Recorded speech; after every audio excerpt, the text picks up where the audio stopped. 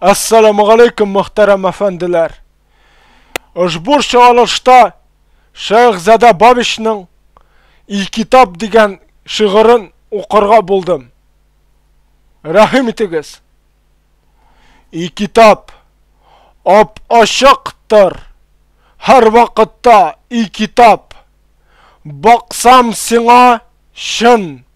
Asıl negizli jirdan ko'p bilimlar bir menga.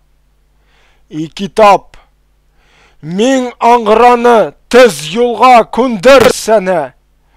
Meni bosqan jahil o'tin suv sebib so'ndir seni. Sen juvatqish, sen uyatqish, sen menga shin otam. Bo'lmasang sen, men seni sog'inib qina sherlab yotam. İl-Kitabım, İl-Kitap, menga qil sen hitap.